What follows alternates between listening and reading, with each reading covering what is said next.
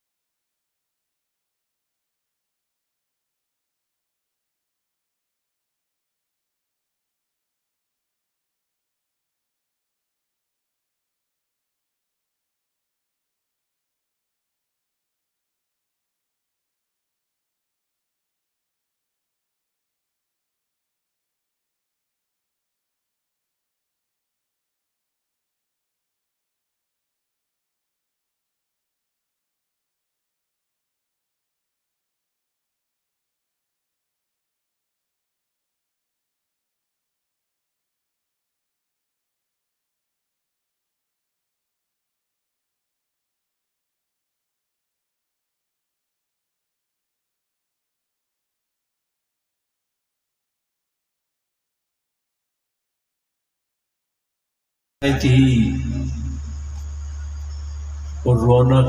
اللہ سبحان روحانیت سے بھرپور اور روحانیت سے توجہات اور فیوز و برکات کیوں نہ ہو کہ جہاں پہ ایسی ہستیاں موجود ہیں اللہ سبحان اللہ وہ ہستیاں موجود ہیں کہ جنہوں نے اپنے بزرگوں کی قائم کی ہوئی سنت کو زندہ رکھا اللہ سبحان اور آپ تمام حضرات کو زحمت دی۔ آج جب میں اسلام آباد پہنچا تو شدید گرمی تھی، دل میں خیال آیا کہ گرمی تو ہے لیکن وہاں پہ نمی میں موسم سازگار ہوتا ہے، لیکن پھر اسلام آباد میں بارش ہوئی تھی سخت قسم کی، تو ہم سندھ کے رہنے والے ہیں، میں نے سمجھا کہ شاید پتہ نہیں کس طریقے کا ہوگا، لیکن یہ ان بزرگوں کے کرامت ہے، اللہ سبحان اللہ ان بزرگوں کی کرامت اور فیوز و برکات اور توجہات کی وجہ سے موسم اتنا سازگار ہو گیا، اللہ سبحان ہو گیا۔ اللہ آپ کو مبارک ہو۔ اور مجھے ایک شعر یاد آتا ہے کہ میرے والد صاحب میرے والد رضی اللہ تعالیٰ عنہ نے جو حضرت مجدد الفسانی رضی اللہ تعالیٰ عنہ کی شان میں منقبت لکھی، اس میں ایک ربائی ہے جس میں یہ کہ بعد و بارہ مہر و مہ قیوم تابع دو صدا، ہاتھ میں تجھے عالم امکان یا سب انتظام، یا مجدد الفسانی اے شہ عالی مقام۔ اللہ اللہ سبحان اللہ اللہ اللہ ہاتھ سے حضرت مجدد پاک رضی اللہ تعالیٰ عنہ کی بارگاہ میں گڑ گڑا کر عرض کرتے ہیں کہ بعد و بار ان کی اہمیت بتاتے ہیں، ان کی طاقت دکھاتے ہیں۔ یہ تو رسول اللہ کے غلاموں کی شان ہے جن کو اللہ نے اتنا بڑا مقام اور مرتبہ عطا فرمایا۔ اور بعد و بارہ مہر و مہ قیوم تابع تو صدا، اللہ حضرت صاحب فرماتے ہیں حضرت مجدد الفسانی رضی اللہ تعالیٰ عنہ کے حضور میں بیٹھ کر عرض کرتے ہیں کہ ہوائیں، فضائیں، بادل، اللہ بارشیں، سبحان اللہ سورج، چاند، ستارے، وہ تو آپ کے تابع ہیں ہی، لیکن ہاتھ میں تجھے عالم امکان یا سب انتظام۔ اللہ لیکن اے مجدد الفسانی رضی اللہ تعالیٰ عنہ، وہ تو چیزیں آپ کے ماتحت ہے ہی، اللہ نے تابع کر دی، لیکن اللہ کی جو قدرتیں ہیں وہ بھی آپ کے تابع ہو۔ ہاتھ میں تجھے عالم امکان یا سب انتظام۔ اللہ اور وہ حضرت مکتوبات امام ربانی رضی اللہ تعالیٰ عنہ سے ایک یاد آ گئی بات کہ حضرت مجدد الفسانی رضی اللہ تعالیٰ عنہ کے پاس کی خدمت میں حضرت امام محمد معصوم قرۃ الوثقی رضی اللہ تعالیٰ عنہ کو آپ نے فرمایا کہ معصوم، جو یہ سورج، چاند، ستارے، موسمیں، بادل، بارشیں، ہوائیں، فضائیں، ان کا تعلق پہلے مجھ سے تھا، اللہ اب یہ تعلق مجھ سے کٹ رہا ہے، اور یہ کٹ کے تیرے ساتھ وہ جڑ رہا ہے۔ اور مجھے خوشی اس بات کی ہے کہ اللہ تبارک و تعالیٰ نے رسول اللہ کی دعا سے اللہ تبارک تعالیٰ نے میرے بعد تجھے قیوم جہان مقرر کرنے کا فیصلہ کر لیا ہے۔ اللہ اللہ سبحان اللہ وہ تعلق قائم ہے، اور حضرت مجدد حضرت امام محمد معصوم آپ دیدہ ہو گئے جب اپنے لخت جگر کے آنسو دیکھے آنکھوں میں، تو آپ نے فرمایا کہ پریشان نہ ہو، میرے بعد تمہیں اللہ نے قیوم جہاں مقرر کرنے کا فیصلہ کیا ہے۔ اللہ سبحان اللہ ایک اور دوسری بات ہے کہ تم فی الحال جلدی نہیں، کچھ وقت کچھ دیر میں آپ ہوں، آپ میں موجود رہوں گا۔ تو حضرت امام محمد معصوم قرۃ الوثقی رضی اللہ تعالیٰ عنہ، ان کے فیض و برکات، اور یہ محفل سجی ہے، یہ مسجد ہے، یہ جلوس ہے، لوگ آ رہے ہیں، پوسٹر لگے ہوئے ہیں، اور پوسٹر اسی امام محمد معصوم قرۃ الوثقی رضی اللہ تعالیٰ کی نسبت سے معصوم حضرت صاحب خواجہ محمد معصوم صاحب علیہ الرحمہ والرضوان، انہوں نے ان کے ناتوان کندھوں پہ یہ بوجھ آیا تو الحمدللہ ثم الحمدللہ کہ انہوں نے اس طریقے سے مردانہ وار نبھایا کہ لوگ حیران رہ گئے۔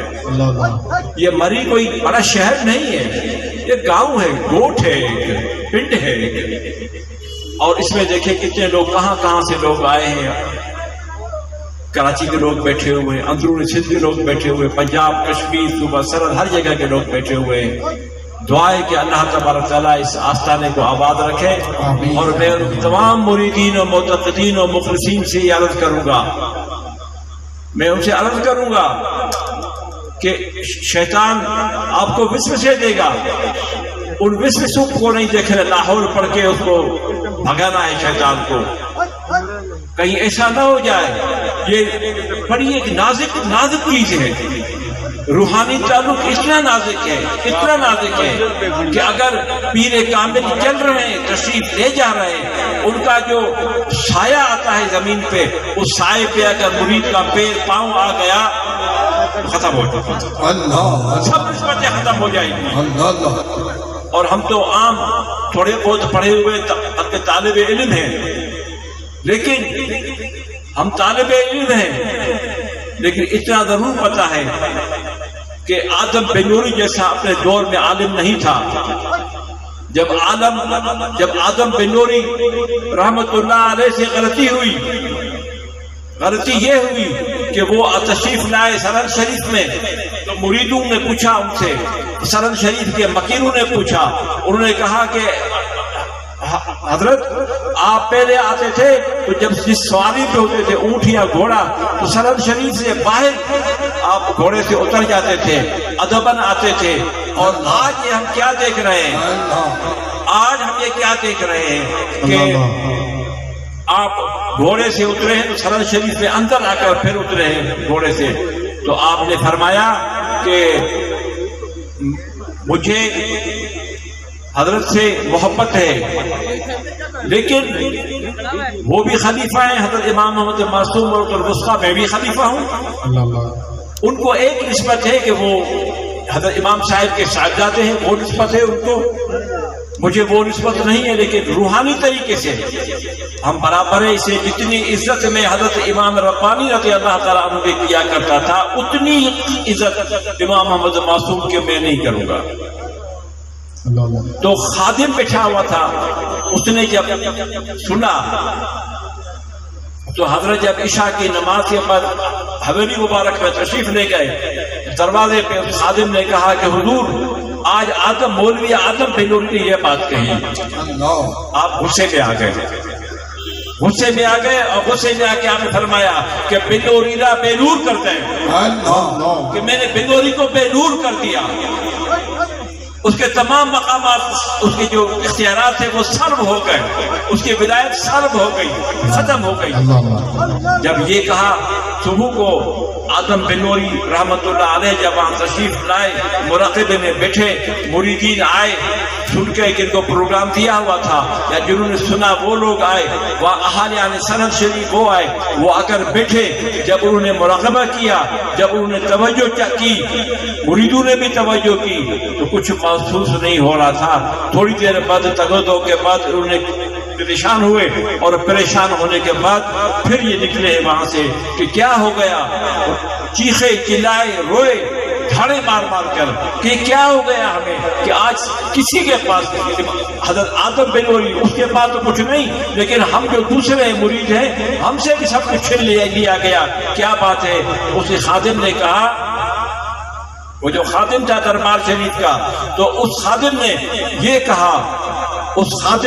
یہ کہا کہ میں نے رات کو جو آدم بنوری نے بات کی تھی وہ بات میں نے حضرت کو بتائی، اور حضرت صاحب نے فرمایا کہ بنوریرا بے نور کرتے ہیں، کہ بنوری سے میں نے سب وہ ولایت چھین لی، ولایت ختم ہو گئی اس کی، بنوری کو میں نے بے نور کر دیا. جب یہ بات پہنچی تو سب آئے، گر گرا کر روئے، اپنی پگڑیاں اتار کر وہ رکھی انہوں نے کہ حضور غلطی ہو گئی، معاف کر دے. آپ نے کہا آدم تجھے اپنی خلافت پہ اور اپنے علم پہ اتنا غرور ہو گیا کہ تم مجھے حقیر سمجھتے ہو، تم مجھے کیا کہتے ہو، کیا، اور تمہیں یہ الفاظ نہیں ہے کہ تمہیں یہ جرت کیسے ہوگی کہ تم نے یہ کہا کہ جتنی عزت میں امام ربانی کی کرتا تھا رضی اللہ تعالیٰ عنہ، ان کی کرتا تھا، اتنی عزت اتنی احترام میں امام محمد معصوم کا نہیں کروں گا. اس لیے کہ ہم برابر ہیں، وہ بھی خلیفہ ہے، میں بھی خلیفہ ہوں، وہ بھی عالم ہے، میں بھی عالم ہوں. ہاں ایک بات ضرور ہے کہ وہ صاحب جاتے ہیں، اسی وجہ سے ہم ان کے ہاتھ بھی چومیں گے، پاؤں بھی چومیں گے، لیکن یہ تصوف و طریقت میں ان کے میں برابر ہوں. تو عزیزان من جب انہوں نے کافی محنتیں کی، کوششیں کی، حضرت صاحب نے بالکل جواب دے دیا کہ بنوری تو میں نے بے نور کیا، اب یہ بیٹھا رہے قیامت تک بیٹھا رہے گا، لیکن اس کو کچھ بھی نہیں ملے گا۔ جب زیادہ لوگ روئے گڑ گڑائے تو آپ نے فرمایا کہ بنوری راما نور و اولاد اشرا بے نور کر دیں، کہ میں نے بنوری کو وہ ولایت وہ طریقت میں نے واپس کر دی، لیکن ان کی اولاد کو بے نور کر دیں، ان کی اولاد قیامت تک بے نور رہے گی۔ اولاد سے مراد اس کا بیٹا بیٹے یا بیٹیاں پوتے یا نواسے وہ نہیں ہے، اس کا مطلب کون ہے، اس کی اولاد کون ہے؟ وہ اولاد وہی جو تصوف و طریقت میں آتے ہیں، وہ اس پیر کی روحانی اولاد ہوتی ہے۔ اللہ سبحان اللہ۔ حضرت سائیں قبلہ حسنین صاحب دامت برکاتہ اللہ علیہ جب وہاں سندھ میں تشریف لاتے ہیں، بڑی خوشی ہوتی ہے، اور لوگ کوئی پاگل نہیں ہے کہ ان کے پیچھے لوگ دوڑتے ہیں، لوگ دیوانہ مار ان کے پیچھے آتے ہیں کہ سائیں کو آپ 1-2 دن ٹھہرائے۔ میرے ایک مرید اس نے کہا کہ سائیں آپ سائیں تشریف لائے تھے، تو کہہ رہے تھے آپ نے کیوں چھوڑا ان کو؟ میں نے کہا بابا وہ مصروف ہے، ان کو ٹائم ٹیبل نکلتا ہے، وہ 10-15 دن کا شیڈول نکلتا ہے، وہ شیڈول پورا کر کے جب گاؤں پہنچے تو پھر ایک نیا کارواں تیار ہوتا ہے، وہ تو چلتے ہی رہتے ہیں۔ تو مقصد کرنے کا عرض کرنے کا یہ ہے کہ عزیزان من، یہ تصوف و طریقت کوئی رواجی بات نہیں ہے، اس میں سب سے بڑی شرط، سب سے بڑی بات جو ہے وہ تابعداری ہے اور عزت و احترام ہے، جو میں نے آپ کی خدمت میں پہلے عرض کیا کہ مرشد کے جا رہے ہیں آپ، اس میں مغرب میں ہیں یا اس کی شمال میں، کسی طریقے سے آپ ساتھ میں آ رہے ہیں، اگر ان کے سائے پہ آپ کا پاؤں آ گیا تو آپ کی ولایت ختم ہو جائے گی۔ اس چیز کا بڑا از خدا خواہم توفیق ادب، بے ادب محروم مادت لطف رب، جو بے ادب ہوگا وہ اللہ کے لطف سے محروم ہو جائے گا۔ تو اس میں آپ یہ دیکھیں، اور دلارا میں کہ جاری دل درو بند، سائیں قبلہ حسنین صاحب تشریف لاتے ہیں اور تمام مریدین کو سائیں کی عدم موجودگی میں نہایت ہی بہتر طریقے سے سمجھاتے ہیں، علمی انداز سے ان کو سمجھاتے ہیں۔ دوستو یہ بڑی ایک بات ہے کہ ہم لوگ اس میں جو جاتے ہیں دیکھتے ہیں، تصوف و طریقت کے گہرائی میں آپ چلے جائیں تو آپ کو پھر محسوس ہوگا کہ کیا اس میں لذتیں ہیں، کس طریقے کی اس میں آسائشیں ہیں، کس طریقے سے سکون ہے، دنیا و مافیا سے بندہ بے خبر ہو کے چلا جاتا ہے۔ تو دوستو عزیزو، اس خانقاہ شریف میری دعا ہے کہ اللہ تبارک تعالیٰ اس خانقاہ کو ہمیشہ آباد رکھے، شاد رکھے۔ اور جورا شریف جب سندھ میں بات ہوتی ہے تو اس میں موجودہ پاکستان کی جغرافیائی، موجودہ پاکستان کی جو جغرافیائی حیثیت ہے، اس میں سب سے پہلے حضرت امام ربانی رضی اللہ تعالیٰ عنہ کا اگر گھر بنا، خانقاہ بنی، دربار بنی، تو وہ جورا شریف ہے۔ اور جورا شریف کی ہم وہی عزت کریں گے، وہی عزت کریں گے جو حضرت مجدد پاک کے آستانے صدر شریف کے ہم کرتے ہیں، اور اتنی عزت کریں گے اتنی وادی عزیز شریف معلوم کی ہم عزت کرتے ہیں، وہی عزت کریں گے کہ کیونکہ ان کی نسبت حضرت مجدد الف ثانی سے ہے۔ اللہ سبحان اللہ۔ تو یہ وہ لوگ ہیں جنہوں نے حضرت مجدد پاک کے باغ کو سجایا ہوا ہے، اس باغ کو آباد کیا ہوا ہے۔ اللہ تبارک و تعالیٰ ان کو آباد رکھے، سلامت رکھے۔ اور آپ حضرات ایک تو خیر جمع غفیر ہوتا ہے، طرح طرح کے لوگ بڑے عجیب قسم کی اپنی وہ محبتوں کا اظہار کرتے ہیں، اور ایک چیز آپ جو کہتے ہیں مجھے بڑی اچھی لگتی ہے، جب سائیں تشریف فرما ہوتے ہیں جاتے ہیں تو آپ وہ جیوے جیوے مرشد جیوے کے آپ نعرے لگاتے ہیں، اور وہ دیوانہ وار نعرے لگاتے ہیں، آپ دیوانہ وار نعرے لگتے ہیں، اور اس میں اتنے سارے لوگ ہیں، اتنی ساری عوام ہوتی ہے، اس میں ایسے بھی کئی ایسے لوگ موجود ہوتے ہیں جن کا زبان کا کہنا، جن کی دعا اللہ رد نہیں کرتا۔ جیوے جیوے مرشد جیوے وہ آپ بے شک کریں، لیکن اس میں جو کسی کی اگر ایک زبان سے بات ہوگی تو وہ دعائیں قبول ہو جاتی ہیں۔ تو آپ کی یہ دعائیں سائیں کے لیے وقف ہے، اور سائیں کے حضرت قبلہ سائیں حسنین شاہ صاحب دامت برکاتہ عالیہ، دیگر علماء کرام معاف کریں مجھے نام نہیں آ رہے، لیکن وہ چہرے سے ان کو دیکھ رہا ہوں کہ وہ پہلے کالی داڑھی تھی، اب ان کی داڑھی آدھی چٹی آدھی کالی ہو گئی ہے۔ کسی عرصے سے یہاں میں بھی ان کو دیکھ رہا ہوں. اللہ تبارک تعالیٰ سب کو آباد رکھے، سلامت رکھے، اور وادی عزیز شریف کے فیض کو انشاءاللہ العزیز قیامت تک وہ قائم رہے گا انشاءاللہ العزیز. یہ آپ لوگ ہی سنبھالنا ہے، آپ لوگوں نے ہی محنت کرنی ہے، اور وادی عزیز شریف پہ آپ نے ان کو طاقت دلانے کے لیے جو بھی ان کی طرف سے حکم آتا ہے تو اس کو ماننا ہے. اور اللہ تبارک و تعالیٰ کے در دعا ہے کہ اللہ وادی عزیز شریف کو کامیابیاں اور کامرانیاں نصیب فرمائے، اور وادی عزیز شریف کا فیض اللہ تبارک و تعالیٰ عام فرمائے. اور آپ بے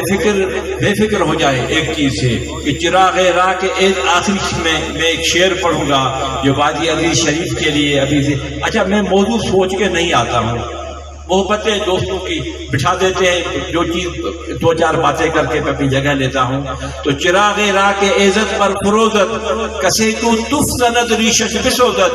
اگر کہتی سراسر بات گیرت چراغ مقبلہ ہرگز نہ میرت.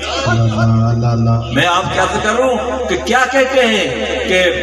اگر کہتی سراسر بات گیرت، پوری کرۂ ارض کو طوفان جکڑ لے، چراغ راہ کے عزت پر فروزت، وہ چراغ جس کو اللہ نے قائم کیا، وہ چراغ جس کی حفاظت اللہ کر رہا ہے. چراغ راہ کے عزت پر فروزت کسی کو تف زند، اس کو کوئی پھونک مار کے بجھانا چاہے گا وہ اپنی داڑھی جلے گی، وہ نہیں بجھے گی، اس کی لو آئے گی، اس کی داڑھی بے عزت ہوگا. خود جو درگاہ سے تعلق بھی رکھتا ہے، درگاہ سے ملتا بھی ہے، درگاہ کی بات بھی کرتا ہے، تعارف درگاہ کے نام سے ہے، لیکن اس کی کاٹ پیچھ میں جو لگا ہوا ہے تو یہ ان کے لیے ہے کہ چراغ راہ کے عزت پر فروزت. یاد رکھو وہ چراغ جس کو اللہ نے اس دیوے کو جس کو اللہ نے روشن کیا، اس کو کس کو طاقت ہے کہ وہ اس کو بجھا دے. اس کو چراغ راہ کے عزت پر فروزت کسی کو تف زند ریشش بسوزت، اگر کوئی اس میں کوئی تف کرے گا، کوئی پھونک مار کے اس کو بجھانا چاہے گا، وہ خود بے عزت ہوگا، چراغ نہیں بجھے گا. اور وہ چراغ